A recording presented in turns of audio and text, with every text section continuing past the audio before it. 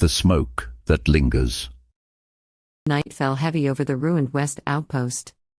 The fires had died to embers. The screams faded to silence. Only the wind remained, low, constant, threading through the shattered stone like a morning song.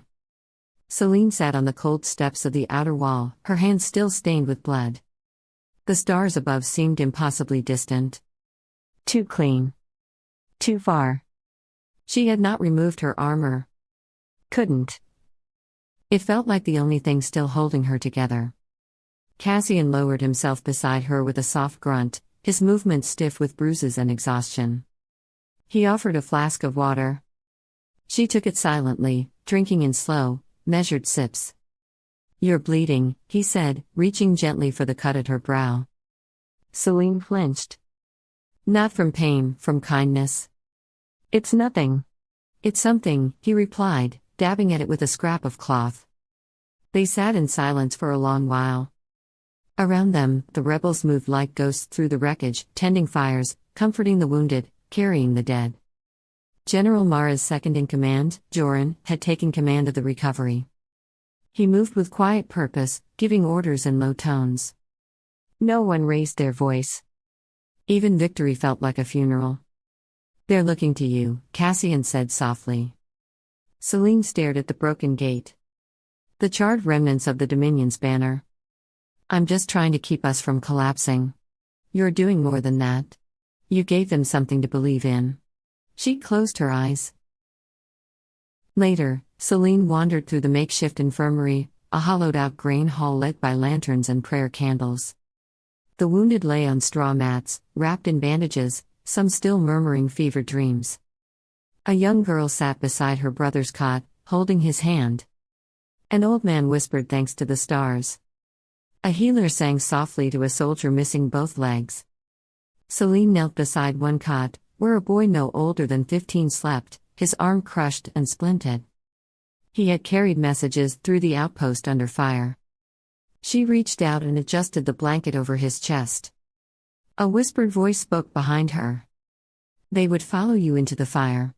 Meaven stood in the doorway, shadowed by the flicker of candlelight.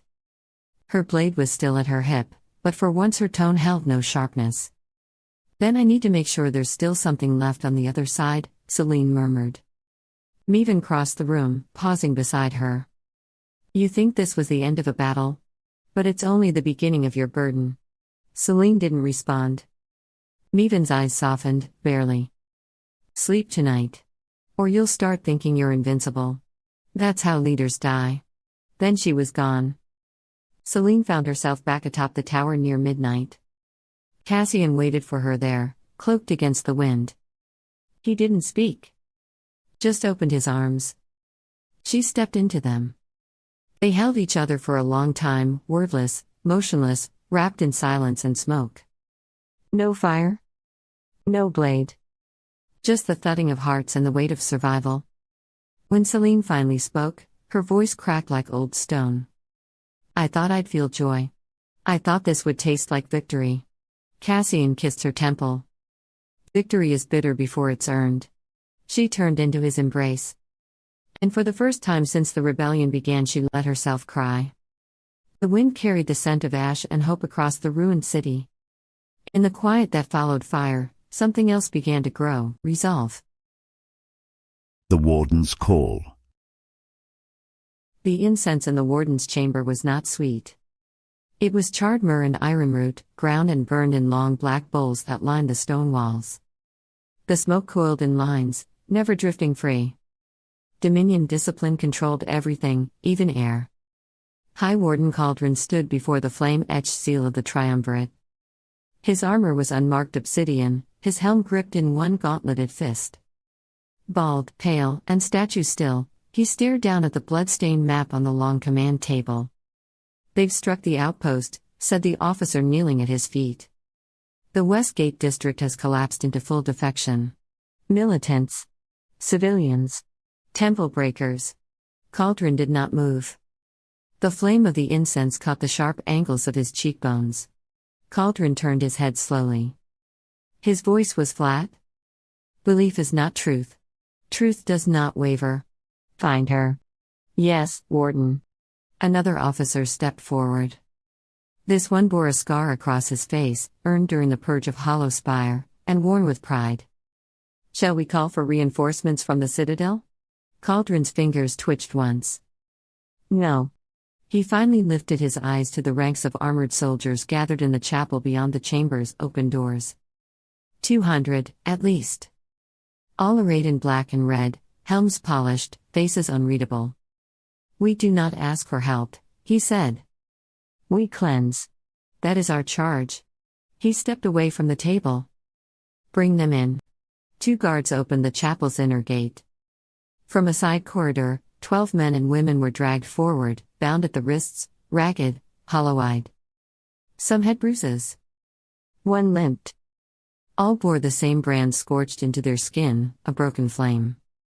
Cauldron faced the gathered troops, his voice rising like steel hammered on steel. These are the soft hearts that fed the rot. The ones who whispered her name. Who passed bread to rebels. Who let children speak of lions. He gestured. The prisoners were shoved to their knees. Mercy was tried. Mercy failed. Mercy breeds corruption. He drew a short-bladed officer's sword, not the heavy glaive he wore in battle, but something personal. Ritualistic. He knelt beside the first prisoner, an older woman, silent but weeping. Without ceremony, he pressed the blade to her chest and drove it in. She slumped without sound. The second tried to speak. He didn't let him. The third screamed. He didn't flinch. By the time the last body hit the chapel floor, the blood had pooled at his feet, steaming in the cold. Cauldron rose. This city is ash and guilt. It forgets the order that binds it. But we do not forget. He looked to the front row, to his captains, to the silent, breathing weapons that served beneath him. We are not soldiers. We are judgment. We are clarity made flesh. He turned to the black banners that lined the walls, the sigil of the Warden's glaive, a sword piercing a kneeling figure. The rebels think fire makes them pure. But fire without discipline is chaos. It is weakness. He pointed toward the west. There is a girl who calls herself Flame. She thinks rebellion will crown her. That fear will falter. He took his helm and locked it into place, a smooth hiss of steel. Show her what fear really looks like. The soldiers slammed gauntlets to breastplates in perfect rhythm. Once. Twice. Show them the weight of order. The gate to the courtyard opened. Outside, war wagons rumbled and hissed. Dominion banners flared in the wind. Horns began to blow, not like rebel calls, but like warnings before a storm. Cauldron mounted the stairs beside the outer wall and looked across the ruined skyline of the lower districts. Smoke curled into the dawn. Somewhere, faintly, he could hear singing. Ragged. Rebellious. He said nothing. Just raised one hand. And pointed toward the smoke. The response. Morning arrived with no sunlight. Only the sky, heavy with smoke and ash, greeted the battered remnants of the rebellion. In the west outpost's remains, the taste of soot clung to every breath. But no one rested. Selene stood in the shattered command hall with Cassian, Merrow, and Joran. A map of the city lay spread before them, smudged with ash, blood, and sweat. Joran tapped the northern quadrant. Scouts say Dominion warbands are regrouping here. 5 caravans arrived under cover of darkness. Supplies. Troops. They'll strike soon, Merrow said, pacing like a caged blade. Not to reclaim the outpost, to make an example of it. Burn it to the ground and salt the rubble. Cassian ran a hand through his hair. And with it, every civilian who's come here seeking protection. Selene nodded slowly. They want fear to do what their swords couldn't. She turned to Joran. Double the watch. I want a fallback tunnel through the well vaults cleared by dusk. Joran saluted and moved. Merrow arched an eyebrow. Clever. But defensive. You're not planning to hold this place forever. No, Selene said. But we make them bleed for it. Enough to delay their next step. Enough for the people watching to decide who they believe in. Later, Selene met with a group of runners returning from the far districts. Their news was grim. She read the proclamations in silence, then handed them back. "Let them say what they want," she murmured. "The fire's already out of their hands." Cassian stepped forward, eyes narrowed. "But their retaliation will be ruthless." Selene looked to the distant skyline, to the towers of the citadel still untouched, still watching. "Then so must we be." By evening, Meven returned from the rebel sympathizer network with another report. "They've begun rounding up suspicious citizens in the mid-districts," she said grimly. "Public trials. Fast executions. They're making martyrs out of anyone who even looks like they whispered your name." Selene's jaw tightened. "Then it's time we remind the people why they whispered it in the first place." She looked around at the room, soot-covered faces, weary eyes, hearts full of ash and defiance. "Tomorrow, we strike again. Not to win. Not yet. But to remind them we're still alive." She paused, then added, "and that we are not afraid." Outside, the firelight flickered across the crumbled walls. And in the hearts of the people, resistance burned hotter than ever. Beneath the ashen sky. The wind carried dust through the crumbled tower, its open arches framing the night sky like broken cathedral windows. Selene climbed the narrow stairwell, the stone slick with soot and ash. Her legs ached. Her ribs bruised. The blood on her gloves was dry now, but it hadn't all been hers. She stepped into the ruined lookout and found Cassian already there. He stood near the edge, watching the city burn in silence. Fires dotted the lower districts, some theirs, some the Dominion's. The stars above were faint behind the smoke, but present. Defiant. Like them. He turned as she entered, and for a moment, neither of them spoke. The quiet between them was a presence, heavy, crackling with everything they'd carried but never said. "I wasn't sure you'd come," he said. Selene walked to him and looked out over the city. "I needed to see it from here. To remember why we fight." Cassian's mouth twitched, not quite a smile. "To remember that we're still human?" Selene met his gaze. "That we still feel. Still bleed. Still burn." The space between them closed like breath drawn in. Cassian reached out slowly, brushing a streak of ash from her cheek. His fingers lingered there, warm against her skin. "We could die tomorrow," he said softly. Selene's eyes didn't flinch. "Then let us live tonight." He kissed her like a man falling. Not with haste, but with hunger, the kind that builds beneath armor, behind walls, until it must be answered. Selene kissed him back with the fire of someone who had nothing left to lose, only something left to claim. Her hands found his shoulders, his jaw, the back of his neck, memorizing the lines of him. They pulled each other into the center of the tower, into the remnants of stone and moonlight, until the world narrowed to touch and breath and fire. Cassian unfastened the buckles on her chest plate with care, not urgency. His hands, calloused and bruised, moved like he knew every piece of her, not just her body, but the weight she carried. The pain. The grief. Selene pressed her palm to his chest, where his heart thundered. "You make me remember what hope feels like, even when I don't believe in it," she whispered. He leaned into her hand. "You make me want to be more than just angry." Clothes fell away like old titles, like broken chains. They moved together slowly at first, cautious, reverent. But that gave way to urgency, to the truth of what they had never said aloud. In the open air, on stone still warm from fire, they claimed each other, not with possession, but with devotion. They did not speak. There were no declarations. Only breath and flesh and the soft gasp of discovery. Selene's fingers traced every scar. Cassian kissed every bruise. Their love was not perfect. It was not gentle. It was real. It was the kind born in blood and fear, in sacrifice and fire. Something raw and unyielding. A promise not of safety but of choice. When it ended, they lay tangled in one another, cloaks beneath them, bare skin against stone. The wind swept through the tower's broken windows, but it could not steal the heat they had built. Cassian stroked her hair, his voice low. "I don't know what comes next." "No one does," Selene murmured. "But I know this, Whatever we face it together. He looked at her, and in his eyes she saw not the rebel, not the weapon, not the heir of a broken name, but the man who had chosen her again and again, even when the world tried to make her unlovable. Selene traced the line of his jaw with a fingertip. "You're mine, Cassian Merrow." Not as a claim. As a truth. He caught her hand and kissed it. "And you're mine, Selene Veylor." Flame and fury. Heart and blade.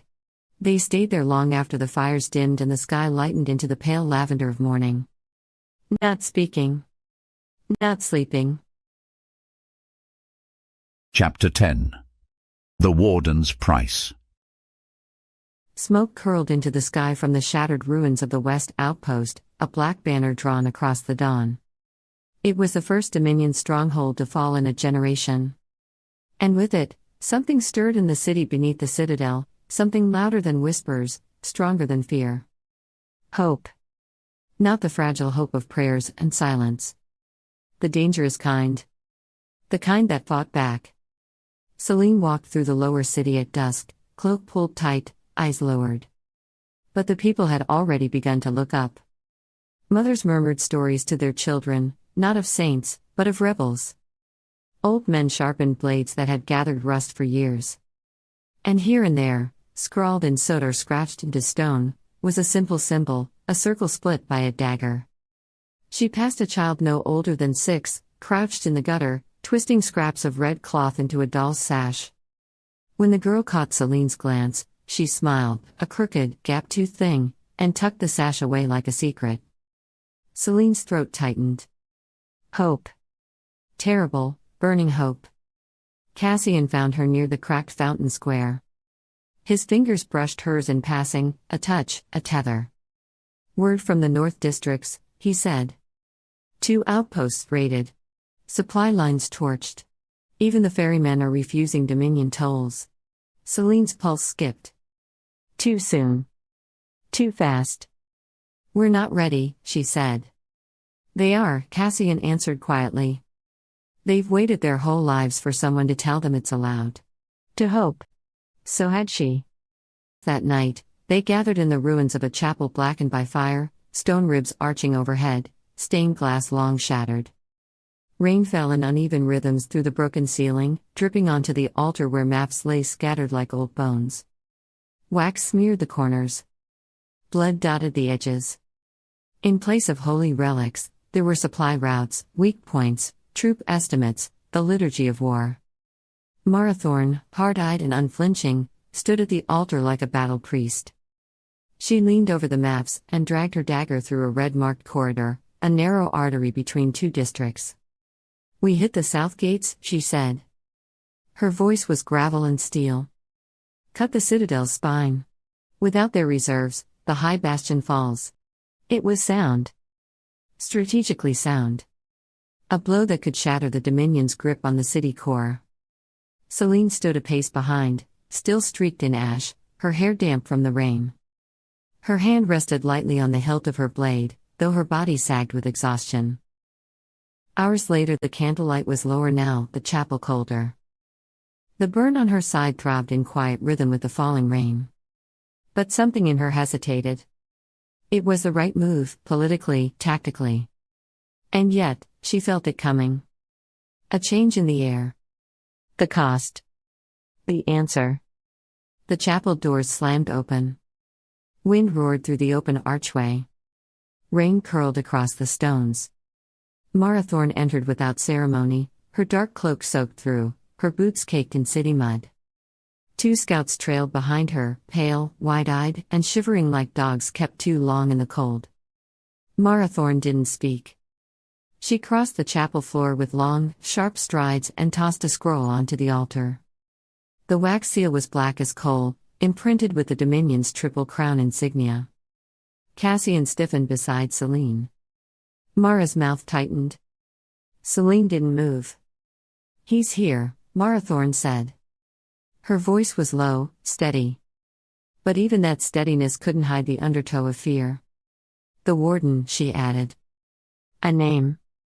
And yet the air grew colder, as if the chapel stones themselves recognized it. Selene reached for the scroll. Her fingers were steady, but only through will. She cracked the seal and unrolled it. No titles. No preamble. Only a line: for every act of rebellion, 10 lives shall be taken. Submit or burn. Beneath it, a list. Names. 37 of them? Selene read them. Each one. Her mouth moved, but no sound came. Children. Midwives. Bakers. A teacher who once taught her letters. No crimes. No trials. Just a warning. Carved in flesh. Amari turn. She remembered her. Bent-backed and sun-wrinkled, always carrying orange peels in her apron. She'd worked in the palace kitchens, once. Called Selene Little Storm. Now she was payment. The silence grew dense. Even Mara didn't speak. Mara Thorne stepped forward. They were rounded up at dawn. Hanged from the old aqueduct. No announcement. Just display. Cassian's jaw clenched. He looked away. The Warden doesn't need to crush our army, Mara Thorne continued. He just needs to break the people's will. Make them fear us more than they hate him. Selene closed the scroll. Her hands trembled once, then went still. She folded the parchment with a slow, deliberate precision and placed it on the altar like a prayer no god would answer. Outside, thunder cracked. Water ran down the chapel walls like tears. No one moved. The war room, if it could be called that, had frozen around her. Even the rain seemed to pause. Mara was the one who broke the stillness. We can't let this dictate our strategy, she said. Her voice was low, firm. Not heartless, just practiced. We strike the citadel. We show strength, not weakness. If we hesitate now, we lose everything. Selene didn't answer. She looked again at the map. The route Mara had carved into. The artery into the heart of the Dominion. Blood for blood. But she also saw the names. Laid bare. Still echoing in her head. Jaron. Mayrith. Thomas. And now Amari. What did it mean to lead? To burn? To survive the fire you set? She felt Cassian's gaze, quiet, waiting, patient. He always waited for her to choose. The rain thickened. Somewhere distant, a bell rang, a false alarm, or maybe just wind through broken copper. Selene stepped to the altar. She picked up a small blade, not hers. It had been left beside a map, or an offering.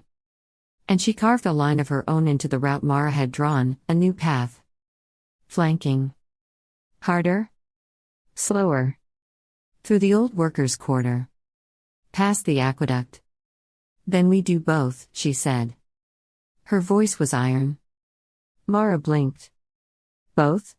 Selene nodded. We strike the citadel. But we pass through the quarter they bled this morning. We show the people we saw it. That we carry it. That we answer it. Cassian's voice was quiet. You'll lose time. We'll gain loyalty, Selene replied. And I won't ask the people to burn for us while we walk above their ashes. She turned from the altar. This rebellion isn't just fire. It's memory. She looked at Mara Thorne. Send runners to the quarter. Tell them to leave their doors open. Then to Mara, prepare the second route. Mara hesitated, just for a moment. Then she nodded. As you command. Selene stepped out into the rain. It washed the blood from her hands. But not her mind. Above her, lightning split the sky. The Warden had written his warning in flesh. Selene would write her answer in fire, and names no empire could erase. Selene stood at the edge of the crowd. The city did not cry out. It watched. Watched 10 lives turn cold in the wind. Watched the black-helmed guards walk away without looking back. Watched the Dominion write its threat not in ink, but in breath and bone. Selene's fists clenched until blood welled in her palms. These are the lives spent for your flame, a voice in her head whispered. But she did not look away. If she looked away now, it would mean she could be broken. She would not give the Warden that. Mara found her afterward in the ruined alley behind the chapel. "You can't stop now," she said roughly. "You can't show weakness." Selene didn't answer. Mara stepped closer. "The people are watching you, Selene. If you hesitate, what about the next 10? Selene snapped. Her voice was raw. "And the 10 after that? They die free," Mara said. "Not as slaves." Selene turned away before her hands betrayed her. Cassian found her later, standing in the rain. "You can't carry this alone," he said gently. "I have to. They're not dying because of you. They're dying because of the Dominion. Because of him." Selene didn't answer. She pressed her forehead against the cold stone. Eyes shut. Breathing shallow. "I don't want to become like them," she whispered. "You won't," he said. "Because you still care." He touched her face, just for a moment. No kiss. No vow. Just contact, steady, quiet, real. The blood oath between them pulsed faintly, like the memory of a heartbeat. Selene leaned into the warmth. And then she straightened. Eyes hard. Spine steel. The next night, word came, another execution. 20 hostages this time. Children among them. Selene gathered the rebels in the broken square. The fires guttered low, casting more shadow than light. Faces turned toward her, bruised, hollow-eyed, but here. She looked at them, smugglers. Farmers. Scorned nobles. Survivors. Not warriors yet. But choosing to be. She stepped forward. No raised dais. No banner behind her. Only truth. "I will not surrender," Selene said. Her voice rang clear. "I will not bow to fear. I will not let them teach us to break each other to survive." She drew her dagger, the one that had cut her blood oath, that had lit the fire in the outpost. The flame caught the blade's edge. "We fight," she said. "We strike first. We save them." A murmur ran through the crowd, low, rising, resolute. Cassian stepped beside her, blade already drawn. Mara followed, arms crossed, a soldier's pride in her gaze. Marathorn gave a low laugh from the shadows. And one by one, others stepped forward, each lighting a torch from the first. The Warden had brought war. Selene would bring fire. Chapter 12. The Man Who Watches. The Warden did not flinch as the rain soaked through his gloves. He stood atop the high parapet of Spire Bastion, the Dominion's southern watchtower, and gazed out over the dark fields and burned edges of the city. Below, the bodies still hung from the aqueduct. Ropes swayed. Necks snapped forward in unnatural angles. A child's boot had fallen into a drainage ditch, where it bobbed quietly in the runoff. The Warden watched. He did not blink. Behind him, aides shuffled papers in leather gloves, careful not to speak unless spoken to. The air inside the war room was warm, dry, perfumed with civility. Here, on the edge, where blood met stone, the cold reigned. He preferred it. The scent of wet ash. The sound of distant thunder. The way fear took root in silence. His name had arrived in Ashline not by trumpet or proclamation, but by whispers. And that was the way he wanted it. Fear does not require permission. Only repetition. A quiet cough behind him. He turned. A scribe, trembling, held out a parchment sealed with red wax. "The list," the boy said. The Warden took it without a word. He read each name. Not aloud. Never aloud. Words had power. Spoken carelessly, they became too familiar. Too human. He folded the list and handed it back. "Send a copy to the regional tribunal. They'll need records. Even for the dead." "Yes, sir." The scribe turned to leave. "And strike through Mari turn," the Warden added. The boy paused. "Sir?" She was known to the girl, he said simply. "Let them feel that. Let her wonder if it was personal." The boy nodded and disappeared into the dry warmth of the spire. The Warden turned again to the window. Through the curtain of rain, he could see the faint glow of rebel-held fires along the western edge. The outpost was gone. 37 soldiers. Dozens of civilians. And the west gate shattered. He had predicted as much.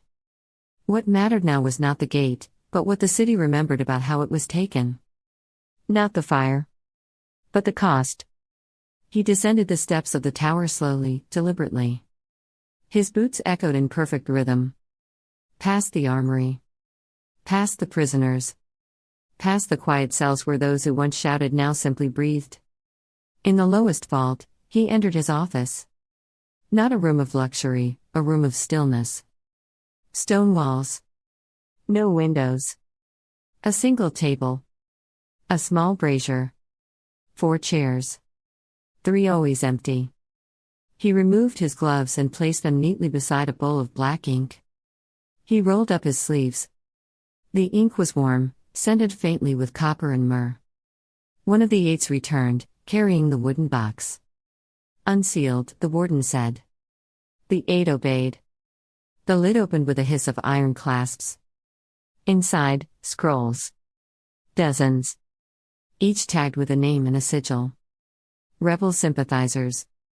Suspected dissidents. Silent witnesses. He selected 3. Tonight's messages. Not to the rebels, to the city. To the mothers who still closed their shutters. To the merchants who fed both sides. To the priests who preached neutrality. To the children who dreamed. He did not raise armies. He raised choices. Silence or ruin. Submission or spectacle. He dipped the brush and began to write. No threats. No demands. Only truths. The fire does not protect you. It only consumes. Remember the peace. Remember who kept it. The first scroll was finished. Then the second. They chant her name now. Soon they will cry it in mourning. And the third, addressed not to Selene, but to the house of Veylor, you open your doors to ghosts. What happens when they do not leave? He paused only once, when the ink nearly smudged. A flicker of anger. Rare. Not because of the rebels. Not even because of the outpost. But because of what he had read in the latest scout report. Selene hadn't turned back. She hadn't lashed out. She was rerouting. Taking the long way through the workers' quarter.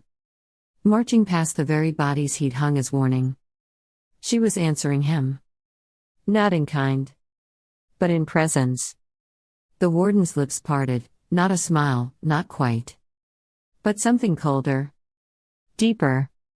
This is what makes her dangerous, he murmured. His second-in-command, a pale woman named Sereth, stepped into the doorway. She's pushing through the quarter now. The people are opening their homes. Giving her bread. Bandages. The warden nodded. Strike at the citadel? Within days. Losses? Acceptable, Sereth said. But the city's shifting. Not fast. Not loud. But turning. He stood. The next names, he said, must be closer. Closer? To her. He returned once more to the tower as night fell. The wind had risen. The banners of the Dominion whipped violently in the dark. He stood at the edge again, watching the distant glow. He imagined her there, bloodied, defiant, standing among the people he'd marked for fear. She will burn, he thought. But only when she believes it's her idea.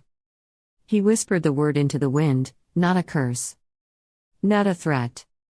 A promise. Selene. And the storm answered. The candle burned low in the vaults. The warden leaned over a new list, ink not yet dry. The names had not yet been announced. He always waited, not for timing, but for precision. Fear required rhythm. Too fast, and it became noise. Too slow, and it decayed into hope. Across the table sat Sereth, silent. She'd learned well not to interrupt his silences. They chant her name, he said at last. Like it means something. Sereth's lips barely moved. It does. To them. The warden looked down at the list. Then at the ink-stained gloves in the brazier, burning slowly. The scent of myrrh and copper curled upward. Then we take names from the chant. He dipped the brush again. Not children this time. Not merchants. Symbols. A rebel torchbearer in the river wards. The smith who melted Dominion locks. The widow who stitched the first banner. He wrote not for revenge, but for memory. Let her watch their names vanish. Let her feel the cost of every cheer. Sereth shifted. If you go too far, he raised one gloved finger. They will hate me, yes. But that hate will divide them. Those who can bear the fire, and those who beg for peace. He sealed the scrolls in ashcloth. Then rose, towering in the vault's candlelight. This is not war, he said. This is equilibrium. Chapter 13. Blood in the Dust.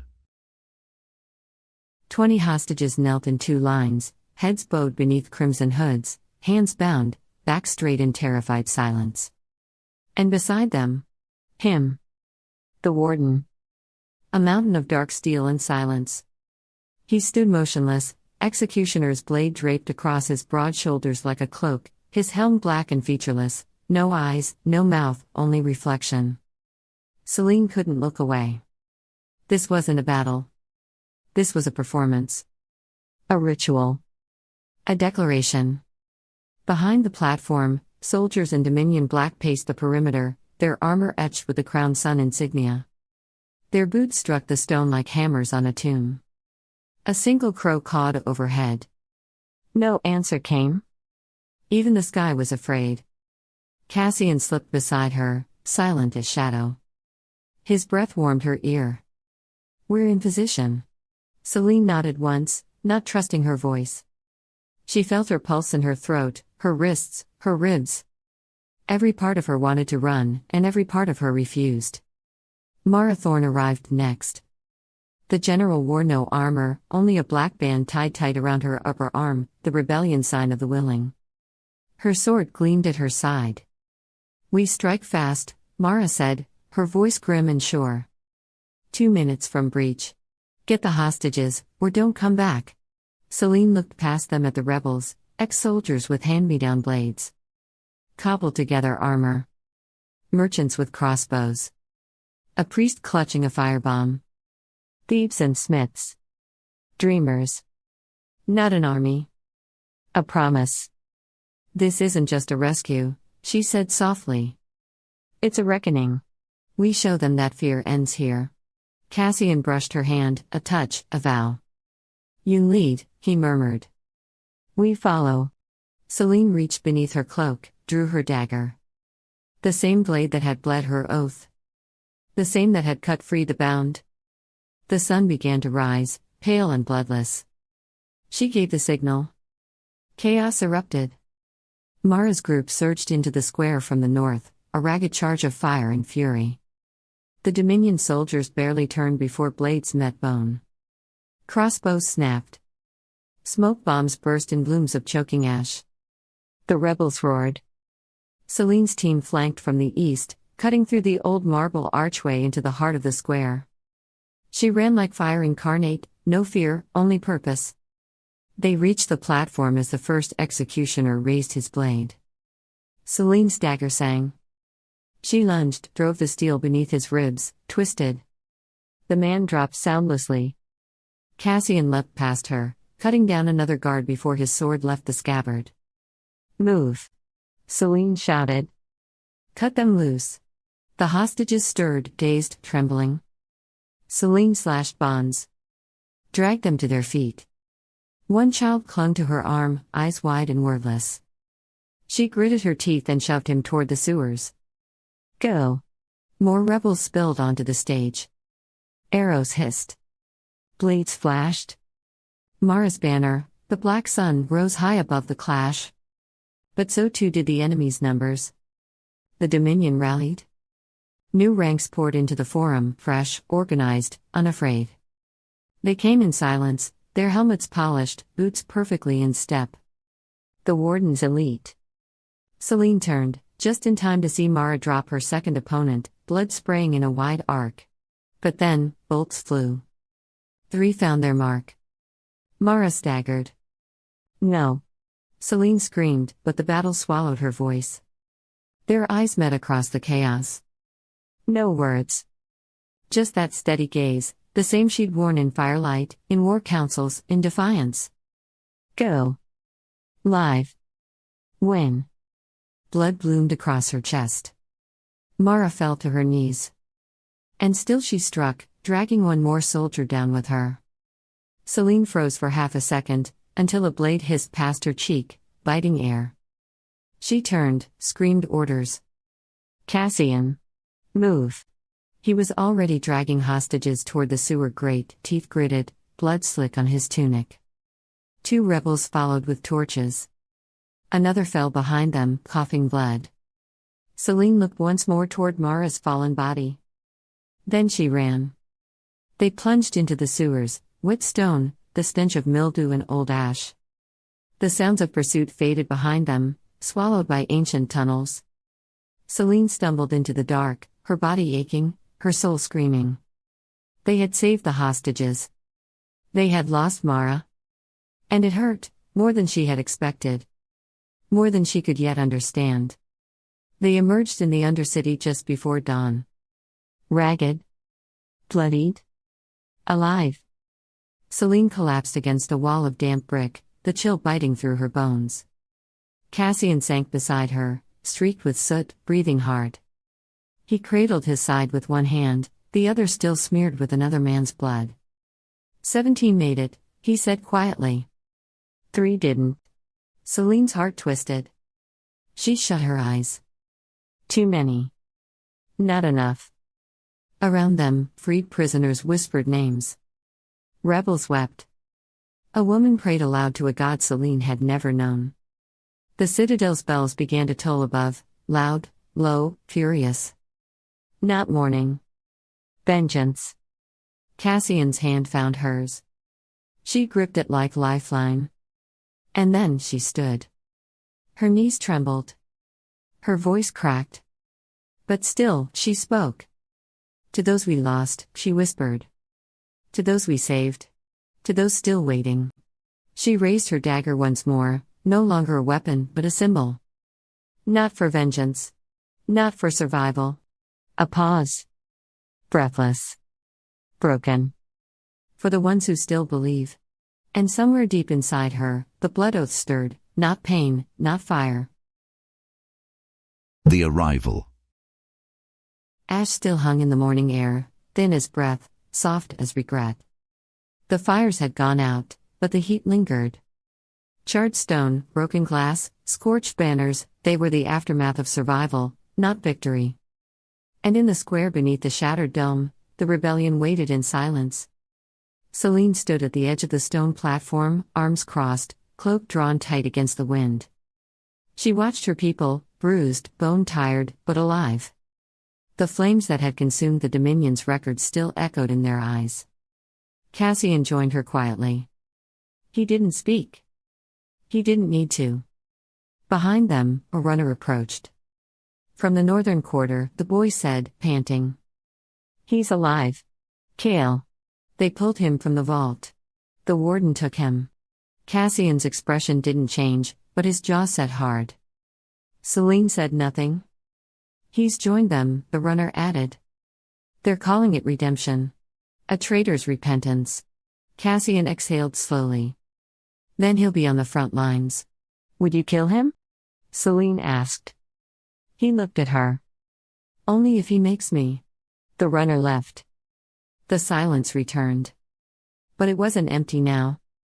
It was full of old memories, frayed loyalties, and something colder, consequence. Footsteps echoed across the square. 2 figures emerged from the eastern alleyways. The first was tall, lean, wrapped in a travel-stained cloak. Duran, the blade master, moved like water over stone. He carried no banner, but the sword at his side gleamed like old judgment. The second was broader, heavier, with a deep scar across his cheek and a perpetual frown carved into his face. Corlin, former blade master of House Veylor, now a defector. He limped slightly but carried himself like a boulder refusing to fall. They stopped before Selene.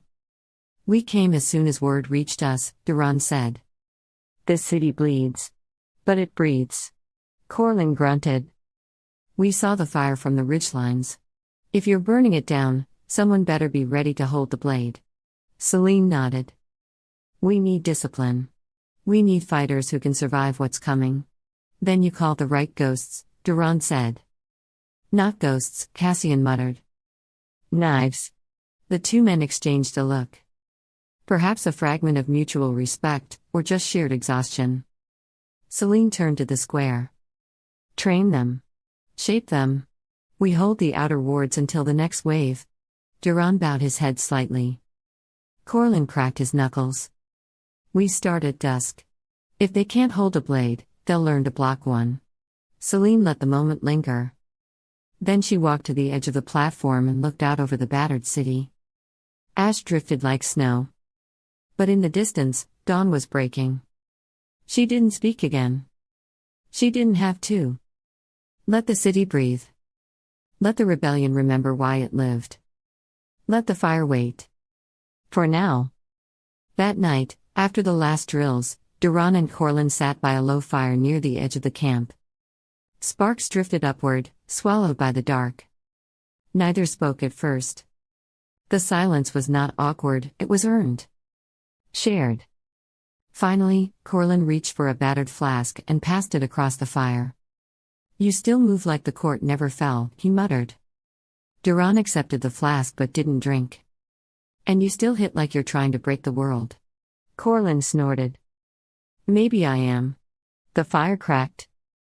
Wind whispered through the ruined stone. Duran stared into the flames. "I thought I'd buried this part of myself. The teaching. The fight. But it doesn't die, does it? It just waits." Corlin looked away. "It dies when we do." Duran turned his gaze to the tents. "Some of them won't last a week. But a few. A few have that edge. The ardent girl. The twins with the iron grips," Corlin said. "The one with the stutter who doesn't blink," Duran added. "The redhead who tripped in the mud but still held her stance," Corlin muttered. "That one's trouble." "The good kind," Duran replied. They both nodded. The fire shifted. For a moment, neither looked like a warrior, just two tired men with too many ghosts. "Why did you come back?" Corlin asked. Duran thought for a moment. "Because she reminded me what loyalty used to mean. And because the fire hasn't gone out yet." Corlin took a long drink. "She's young. Idealistic. This kind of hope usually gets people killed." Duran glanced at him. "So does despair. At least this way, they fight." Corlin chuckled dryly. "Still quoting the old training halls?" "Still listening," Duran said. Corlin stared into the flames, face unreadable. "You remember Neelon?" "How could I forget? He froze on the drawbridge. You dragged him back to safety. And you told the captain I did it to protect the banner. You'd have been lashed otherwise. You always did hate the rules. Only the ones written in blood." The fire cracked louder. Wind rose, sweeping ash across their boots. Duran finally took a drink. "We're not young anymore, Corlin." "No," Corlin said. "But we've still got edges. Then let's sharpen them." They sat without speaking after that. Just fire. Just ash. Just memory.